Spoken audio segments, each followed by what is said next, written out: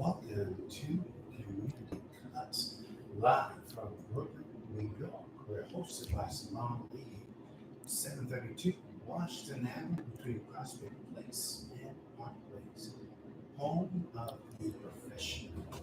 Tonight, we're going to be talking about Kendrick Lamar and the meaning of Not Like Us in a spiritual tone. We have a brother from Brooklyn, New York. What's up, my blood? Rickie. What's up, Rickie? How are you? Everything is fine. My name is Rickie James. James. I'm from Clinton Hills. The blood, Lamar rides up and down my block, all the songs that they play. I'm not familiar with the song, but I'm familiar with the children and the teenagers' acclamation about music that they play. And we're going to be talking about it from a different perspective that Kathryn has brought up. And it's more like a spiritual point in time. And we're going to try to get into that message. So, Kathryn, we're here and ready for you to jump on in. So, come on in. Anyway, thank you, family, for giving us this opportunity to talk to our community. Our community is vast, and Brooklyn is a place that we love dearly. Myself, Rickie James, and all of the Brooklynites are really coming out. So please bear with us. Oh, matter of fact, forgive us for last week. Last week, the sound, something happened with the sound system. I'm not really sure what happened with it, but we're going to get back. The candidate for our president will be back on the show to give us some more in detail information about his campaign and what his views for Brooklyn, New York. So thank you for being with us, and we're here, and we're just a part of you. So every Friday we have a podcast talking about different subjects. Tonight is going to be different.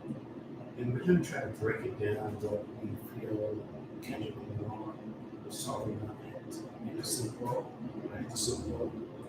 So let us we'll chime on in with Kathryn. No, we're having a problem with sound.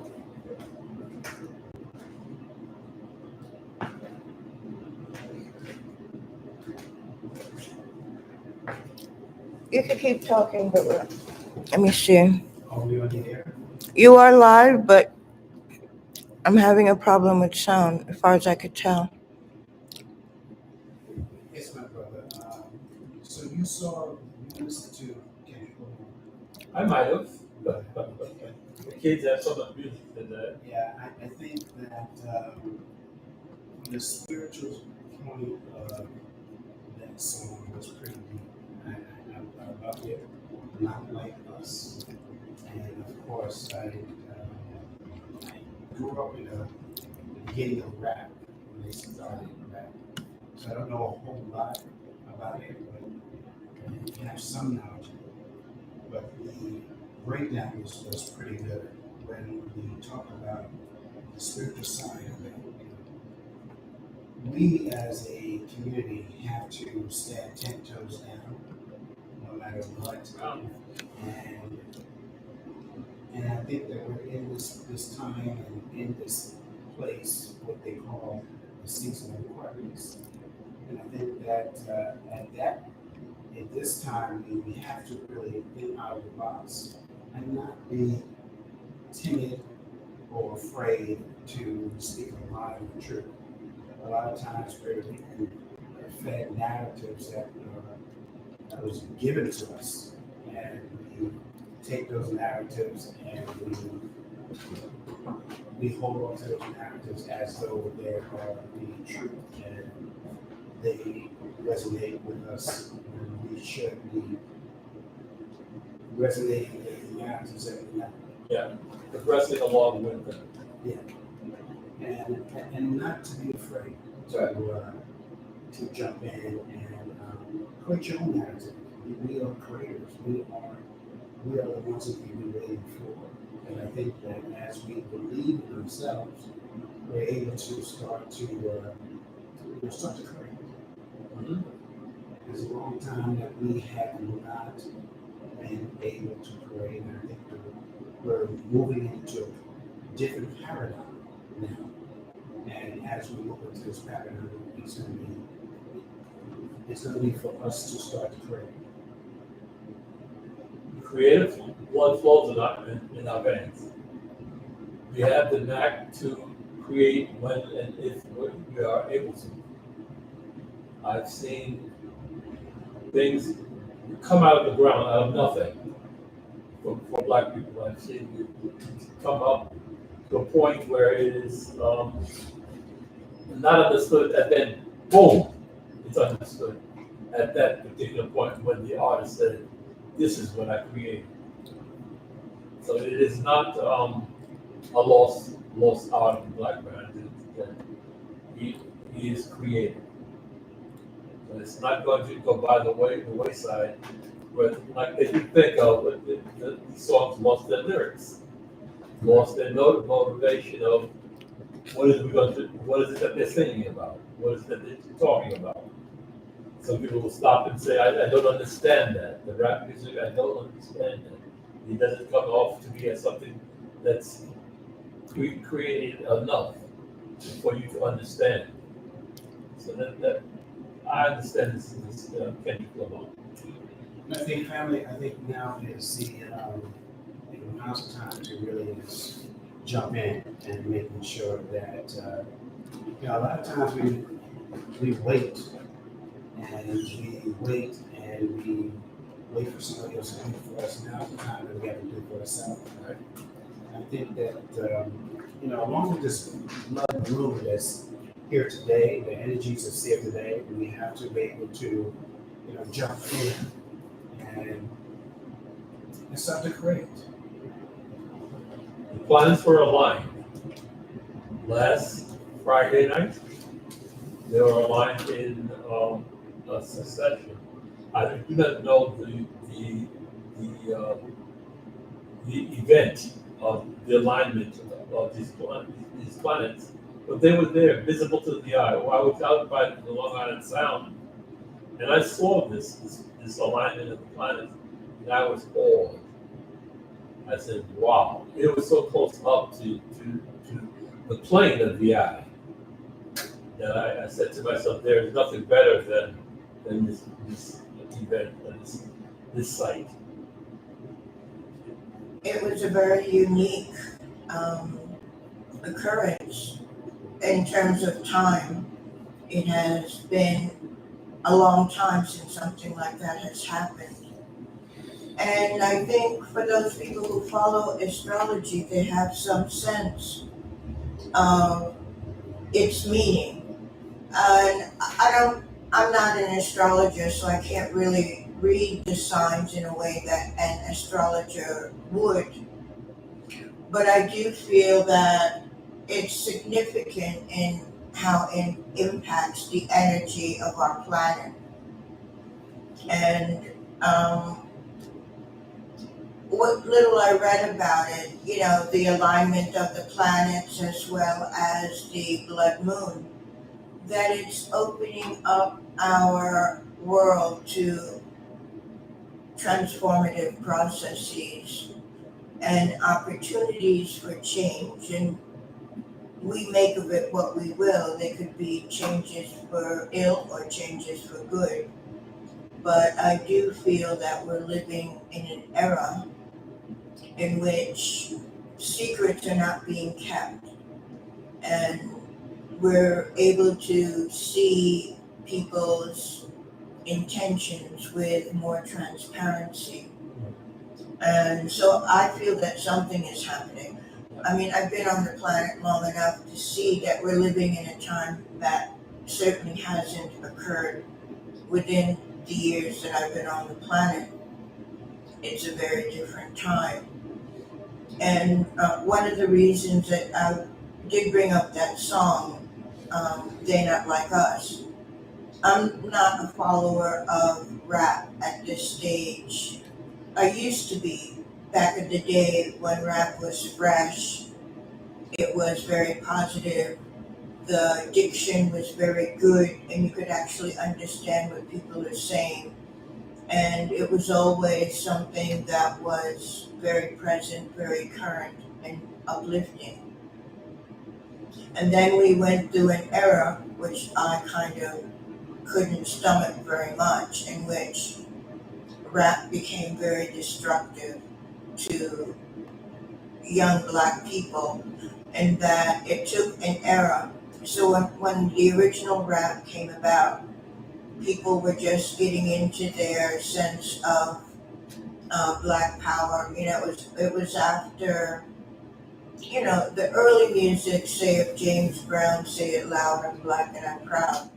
But it was a music that really helped to uplift, and it came during a time when black people were becoming aware of Africa.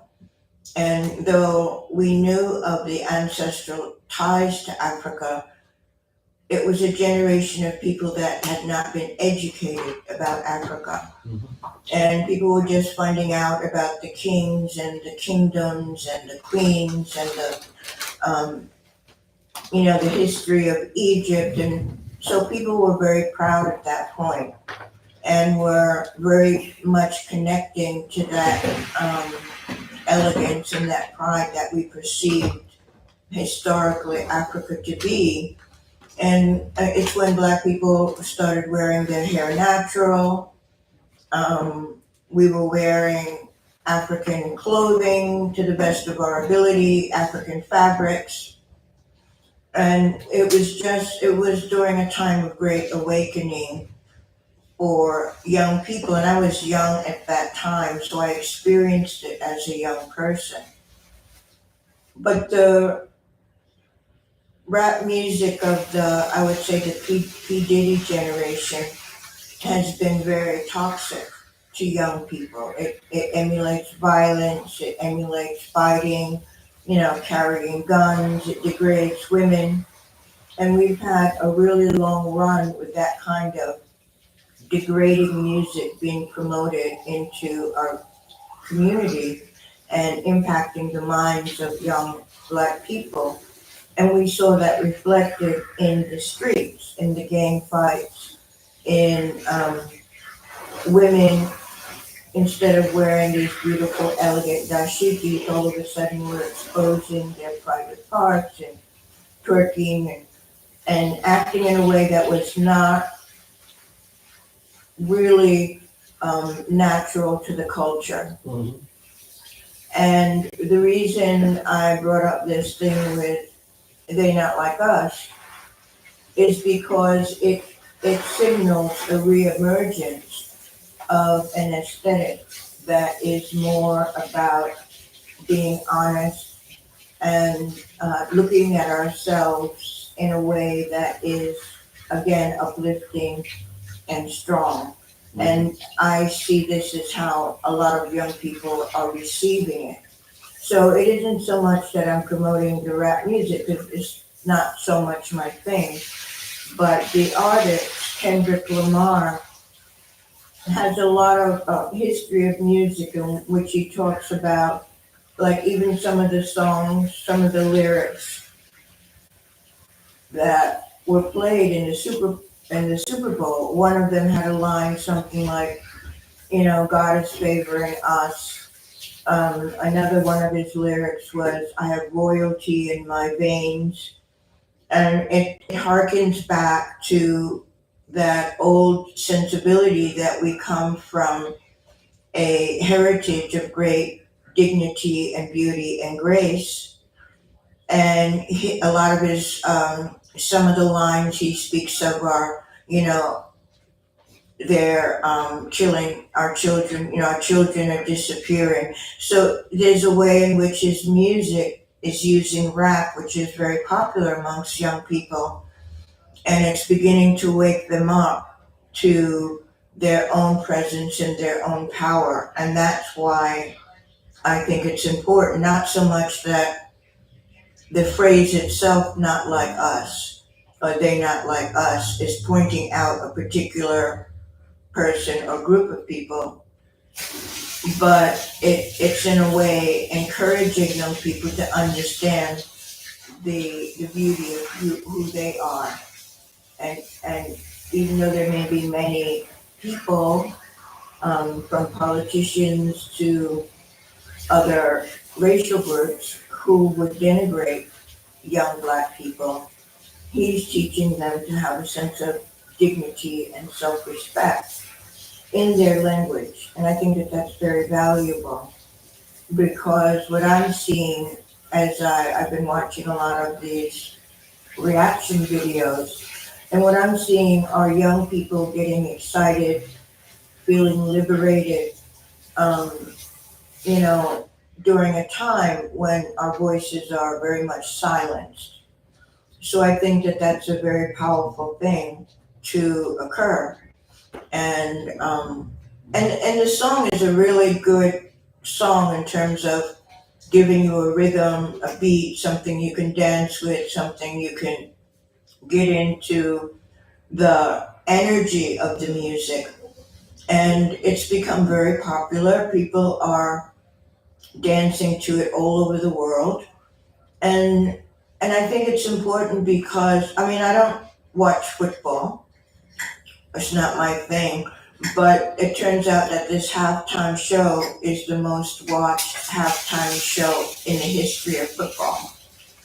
And it's got billions and billions of views worldwide, because the way that the program was set up, it was set up so that there was deeper layers of the message. And then, in that performance, they had Samuel L. Jackson, a real staple, playing Uncle Sam. So he comes out, I'm your uncle, Sam.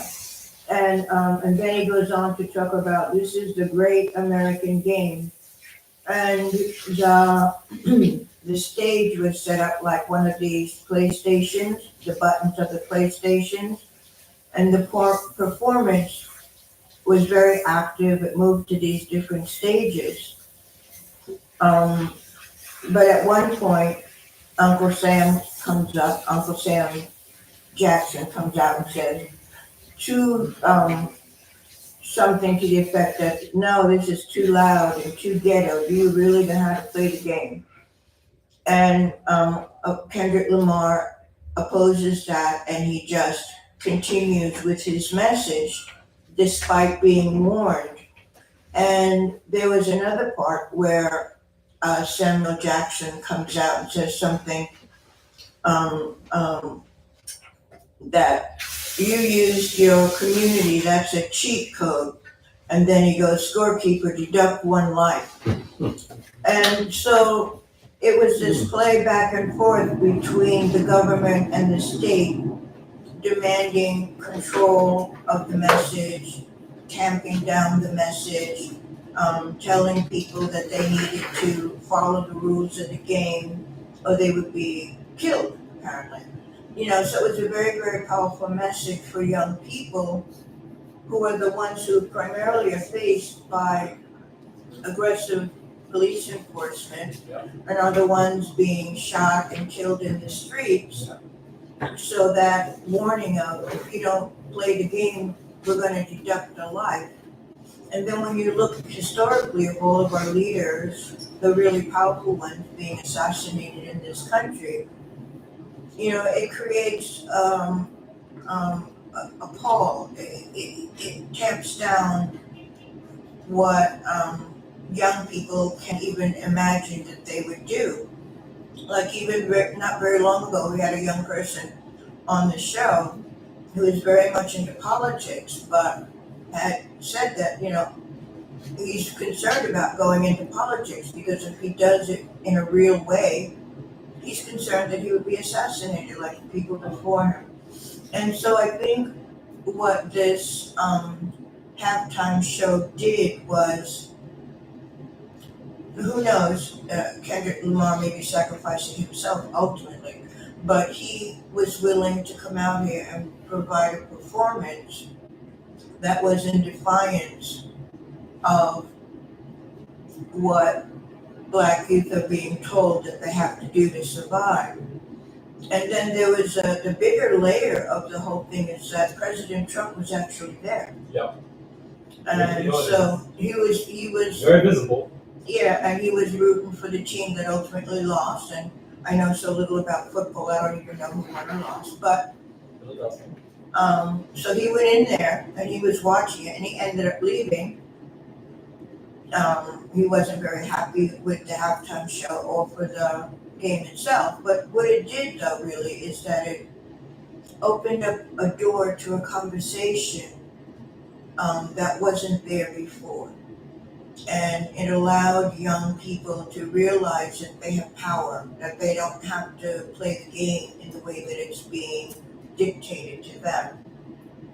And so the reason, we're calling this Not Like Us Blood Moon is because of all of these astrological signs that are energetically opening the door, opening the way for change, so that on a cosmic level there's support for something different to occur.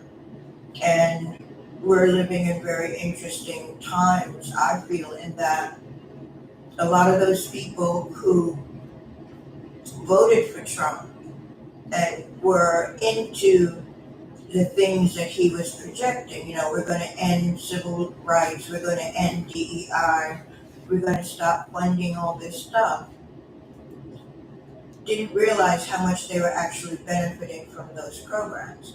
So now we have the farmers, crying because, first of all, they lost all their workers because of deportation, but even a lot of the subsidies they're losing, so they're potentially going to go out of business. Today I'm seeing other people in certain states who have lost their energy subsidies, and their electricity bills are going up to $400, $500. That's funding these people. That's the question. And so I feel that a lot of people were supporting these policies because they thought they were going to impact Black, brown people, not even just poor people, but Black and brown people. So it was easy for them to say, oh yes, stop Obamacare, stop the subsidies, we don't want them to. But they didn't realize how much those programs were actually benefiting everyone. So, if you were to look at it truthfully, okay, granted, Black American people fought after slavery and Jim Crow and fought for civil rights, which is really only one in the mid to late 60s. But all these programs that were fought for by Black people in this country benefited everyone. And I think part of the great revealing that's happening is that people are coming to realize what's really been going on, and hopefully will come to understand that the kind of racism that they have been operating on isn't, it'll just challenge their notions of what the truth is and what the falsehoods are. And I think that's part of what the blood moon is. It's about tearing away the facade and making visible the truth of what we're dealing with. And what we're dealing with essentially is a fascist government. That's true. Trump administration is much more crude. I happen to think that it's really not about left and right. It's about up and down. It's elites on both sides have been promoting a lot of these programs and creating the illusion that it was something that it was not. So the people on the right didn't understand how much they benefited from the program. But the people on the left did know that all of these programs, at least the elite knew, they're putting into place. They would create subsystems that would make sure that Black people didn't never actually benefit from those programs. So when you actually look at who's getting DEI, the highest recipient is white women. And then every other minority comes in there, along with the veterans, along with disabled, along with LGBTQ. Not that they Construction shouldn't be workers vetted. also. All these people are receiving benefits from those laws, and the very minuscule amount goes to Black Americans. So while a lot of Americans have understood that, nobody else do. So I think it's useful for people to understand exactly what's been happening. So on the one hand, the Democratic so-called party has been betraying us by promising endlessly to do something at the same time as undermining what's out there for show and making sure we don't get it. And the people on the right were too ignorant to understand that they were actually the ones receiving the benefits. So I just think it's useful to have this all come out in the open. And this particular song, They Not Like Us, kind of represents the Black American, the people out of Compton, people out of Harlem, people out of Brooklyn, Queens, people who have been struggling at the bottom and not really receiving the help of these programs that were supposed to help, and being denied any kind of reparations for wrongs that have been done, and also being denigrated endlessly. Oh wow, the only reason you got in that position is because, you know, of a program that you're not really qualified for that position. But yet, all those people getting those positions and those benefits were other people, but yet Black people were taking the heat for it. And so I just think it's useful to have all of this opened up to the world, but especially to young Black people who were living in a world in which they didn't see anything uplifting about themselves, because the media talks about Black people like dogs, oh, they're killing each other, or they're fighting in the streets. The music encourages that behavior. The elites condemn, the police kill, the courts jail. So there's been this endless cycle of destruction that every generation of young Black people in this country have to confront and face without the understanding of how they got there.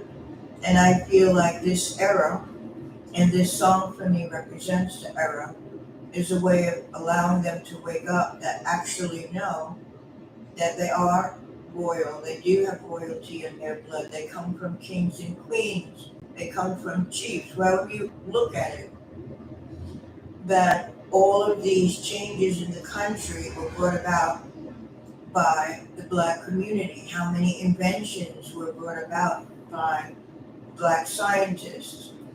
And so to me, it's just allowing people to understand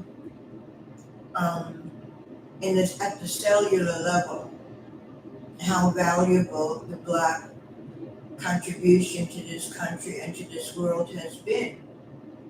And then when you go even further back in history, you see how the ancients, how much knowledge they had and what they could do and what they could build, the science, the astronomy. And they're trying to tell us now, oh, well, you know, those Africans didn't build that stuff, that was aliens. Well, I just think that a lot of the falsehoods are unraveling, and we have an opportunity to stand within ourselves with pride based on who we truly are as Black people. It doesn't matter really where you're born, it's just a matter of how much you're able to open up the consciousness and the awareness, and as Duke says, you know, tap into that divinity within. And so knowing the truth is a powerful thing. And that's what I think that this time is. Even though it's challenging, it's difficult, you know, nobody really knows what the outcome will be. But you know what I think as well? I think there's a great awakening, and it's a spiritual awakening that's happening even to the babes that's coming into this world right now, and we can't help it. I think the Most High is waking us up to understand who we are. Greater is in He that is in me than He that's in the world. And once we tap into the God that's within us, you know, 2020, I woke up and I couldn't go back to sleep. And I think as time goes on, we start to, you know, stand down 10 toes and realize that we've been here. Not only have we been here, but a lot of these inventions was created by us. And now the scales are coming off our eyes, and we're understanding that, yes, we're the ones that we've been waiting for to. The sleeping giant has woken up. Yes. You know, and so now is a time that this great awakening is coming like a spirit, and is coming with bellowing through our communities, through our life. And we're now, okay, I didn't know this. I did not know this. So with the youth, I'm thankful for Kendrick Lamar. I'm thankful for what he put down and laid down, and how he broke it down. But he is being wakened up now. I understand that he's also an Israelite, right? So that says miles, you know, it talks, you know, that tells me a lot about him and his waking up. And so people are starting to wake up and come out of their slumber and starting to stand up. I like to pull out a purple crayon and when you come up here. We lost Hazel Lewis. We lost her, your namesake. She died 90 years old, 91. She was a fighter in Harlem back in the 70s. She didn't shy away as a woman, even back in those days when women wasn't even thought of. In the 60s and the 70s, they thought of a woman doing anything. And here she is in the 90s and the early 2000s, working in Albany. She wasn't quiet. She was a fighter. She was something to really reckon with. And if you had a problem, the first person you go to was Hazel Lewis, especially with Albany or something. And she knew me. She knew me by first name and by last name. I stood with her in Harlem for a couple of years, fighting along with my father. And in Albany, she fights along with my family, who's in Albany, and she passed away just recently last week. I hate to pull out a purple crayon, but that's. Well, we should honor those among us who have been heroes because that work continues, and the stories and the knowledge of that is important. And I would say that we've always had people like this. I think women had a better chance of surviving than men did, but this is what Black people have been in this country for generations, have been out there on the front lines fighting and struggling and making change. So I think it's wonderful that you are honoring her during this program. It's important. To go along with Kendrick Lamar, during the time, when was it early March, I went going to the Long Island Railroad, and I was walking past the area. The parking is where the parking lots go down underneath the mall, and there was a crowd, about 100 to 200 kids fighting, just going on at it like it was fight night on Friday night. And the police was around, they had their hand on their guns, you know, the gun lock was off. I walked up by, I thought of doing something, and I said, no, keep keep on going. I went on into the one I quit my training, I was gone. But I don't know if that's a display of courage, a display of youth solidarity, or of wildness, going wildly. So they have their choice. I don't know which way they're headed, so I kept on going. More likely wildly. Wildly. So I thought, But you know that song, that saying comes from the Central Park Five? And the police accused the young men in prison of saying wilding, but they were actually singing that song Wild Thing, which was a popular song at the time, and that name stuck. I don't know what was happening in this situation. I don't know what you could have done. our generation has never seen such a thing. Open wildness against themselves. Yeah, We've never seen that. well, yeah. I think that at the end of the day, I think that we have faith. Sometimes we can lose faith, right? And we're talking about the young kids, but they'll never lose their higher self if they start to walk in their higher self. Because faith can come and go, right? But your higher self that's within, you can't lose that. And a lot of times I think that we get trapped into different things and we think it's faith, but it's really not faith. But when your higher self is walking, when you're walking in your higher self, you become, let me just say it like this, Christ's anointing. Yeah. Right? Because Christ's anointing is your higher self. So when we walk in our higher self, a lot of those frivolous stuff will fall by the wayside unless we want to pick it up and feel that it's important to us. And I think our children, our youth, need to, we as elders have to let them know that. And even admonish them from time to time when they're not, walking that line. That's just my belief, my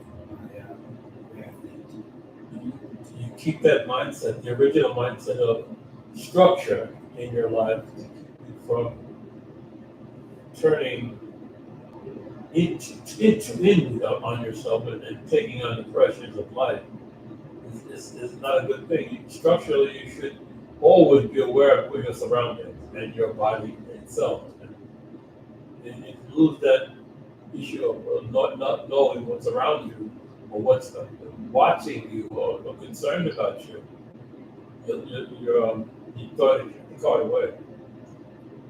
But as an elder, you go through life. Okay? Once you experience life, then you know how to treat the kids that's coming up. My son, my daughter. You know how to treat them because you already been there. And if you're a responsible person and somebody that has confidence about oneself, then you learn and then you exchange. What I mean by exchange, they will tell me things that I don't know, and I'm going to tell them things that I've been through that they may not know. And I think it's a win-win for everybody. Yeah. And as we go through as elders, we got to talk to our children.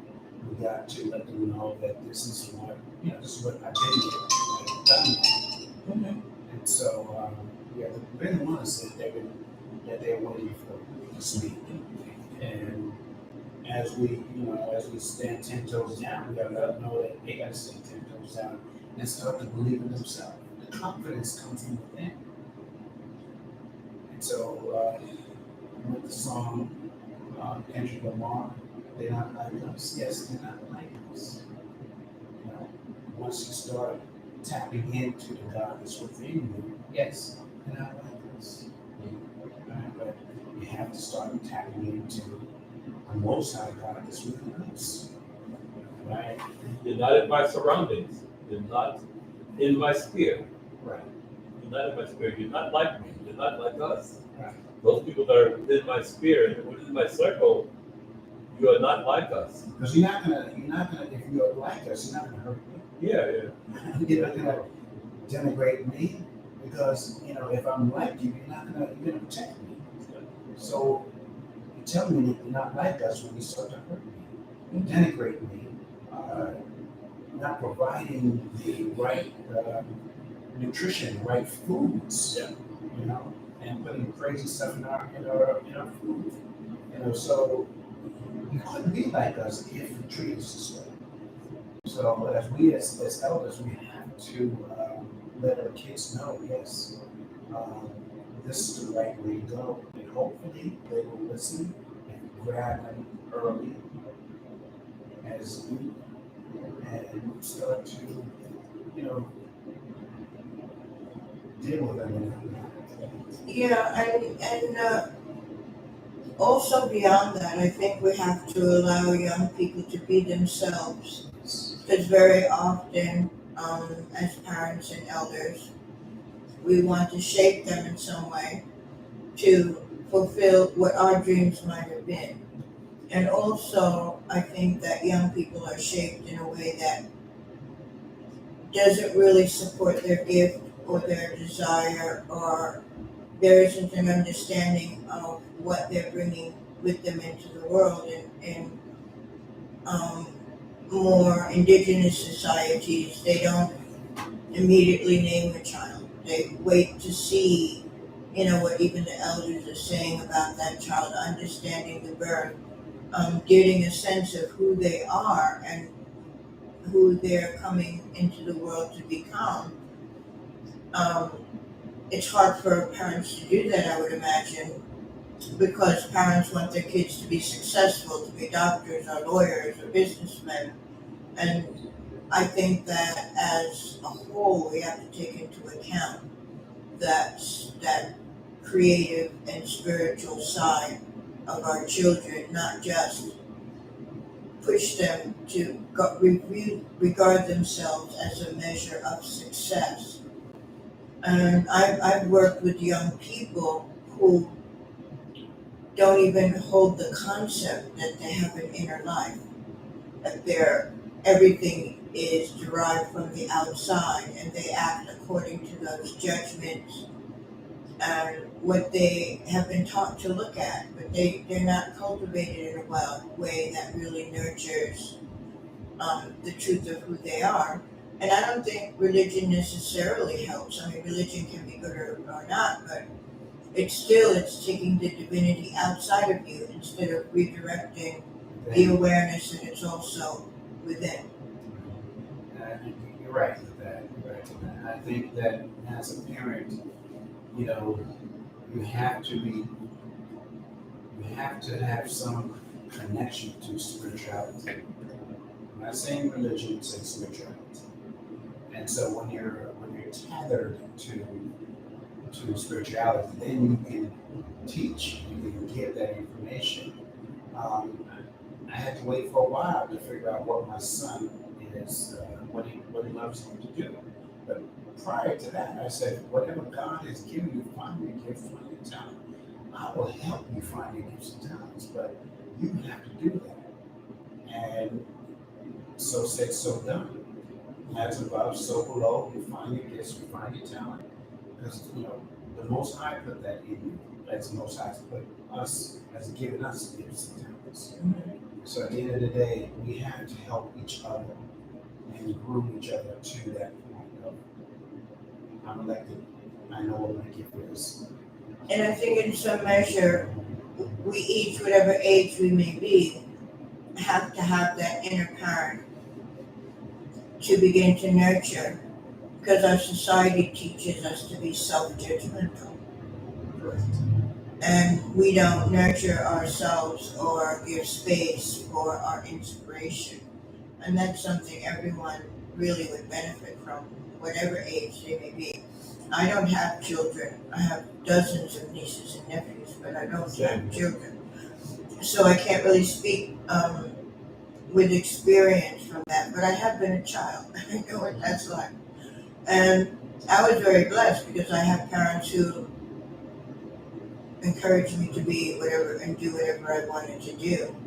And so I was very lucky. Most children don't have that. There were other problems, but it was never one of turning against myself. And I think I've benefited from having had parents that were willing to allow me to dream and give space for me to follow those dreams.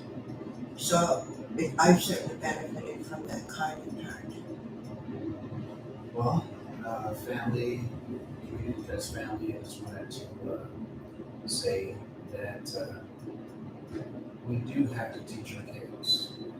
We have to teach, the family unit. So we're here talking about tapping into our children, tapping into the God that's within us. A lot of times we go outside of ourselves looking for comfort, looking for things that really doesn't exist. Is when we start to tap into ourselves, to know ourselves. We're at a critical paradigm right now, to the point where the polar shift is happening right now in front of us. And if you're not aware of what's going on, then it will, you feel like you're not looped in, and it'll be sort of foggy. But it's a time that we have to sit down with our family, either around a dinner table, or we have to, talk with them. We can't. This is a critical blood mood shift right now that's happening right now in our paradigm, and we see the handwriting on the wall, and we're not blaming anyone. We're not trying to put down anyone, whether it's Democrat or Republican, but we do know that we're responsible for our own. And so we have to become teachers, educators, and the way we get information is through the Most High God. And that's what I would suggest, that we talk to our kids, we talk to the little ones, not just the ones that has your DNA, but the ones that don't have your DNA, because they're kids too. And they need to be developed as well. And that's the way I feel that as a community, we have to come together and we have to foster love. Love has been missing for a great. It's been missing in our community. And sometimes we feel like we have to compete against one another. Everybody was brought to this world for a purpose. Find your purpose, then you find your love. Whatever your purpose is, your love will come with it.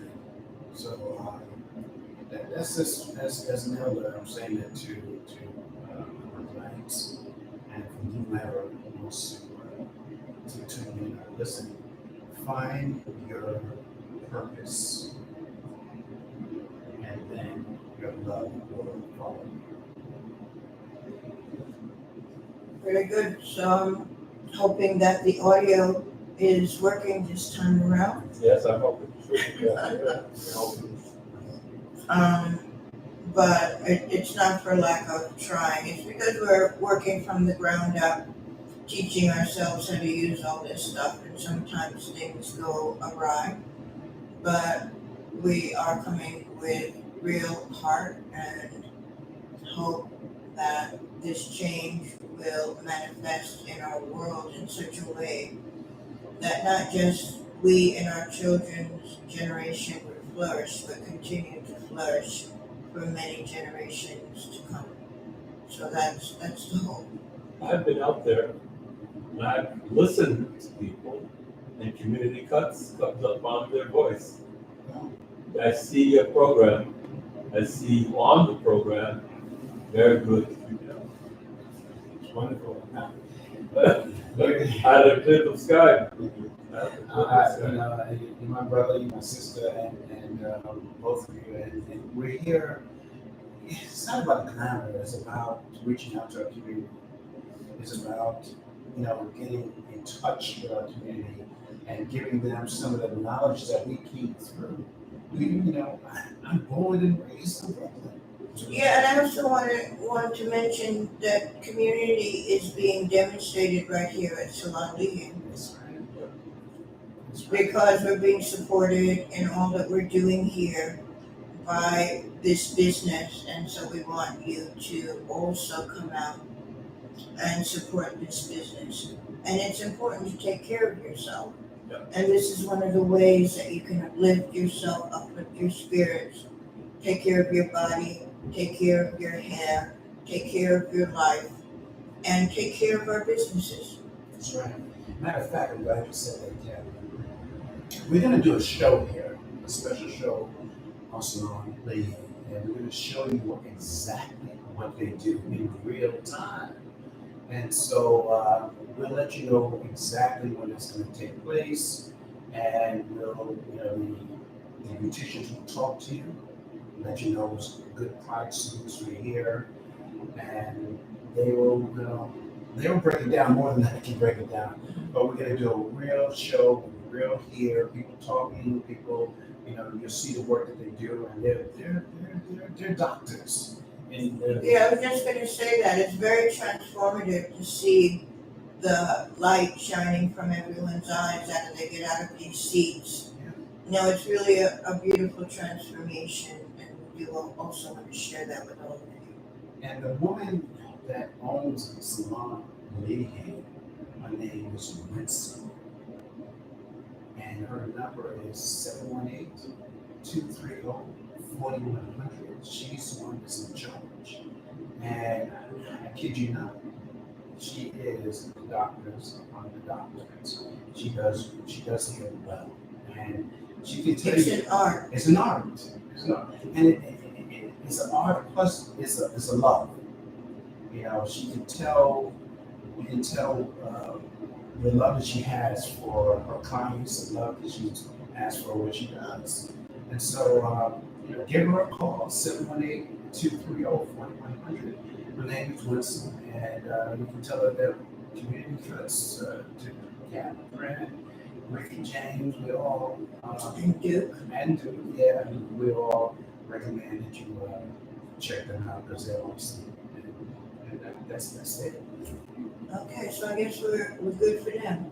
Yes, 732 Washington Ave. Please check them out. 732 Washington Ave here in Brooklyn, between Prospect Place and Park Place. And thank you for joining Community Cuts this Friday. Every Friday we have a show, and we talk about the community, or we talk what's in our heart. Today, what's the spirit of Kendrick Lamar and what Like Us means, and the blood moon. And today is the blood moon. I suggest that you go out and pray and just take in the energy. Do not get overexcited. Do not worry, because whatever energies that you put out is going to come back to you. Right? So try to get your best energies out.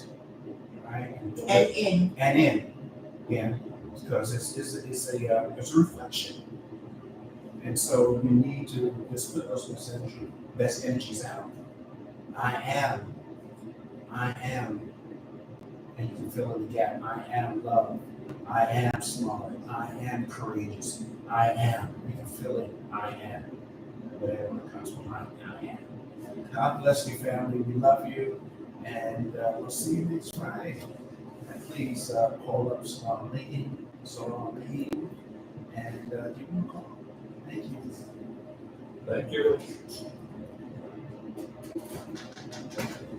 Rickie James, thank you for another show. Always a pleasure. It's like a helping a brother out. In time of need, We're here. helping a brother out. I come here to release all the energies and give it back. Give it back. Give it back. And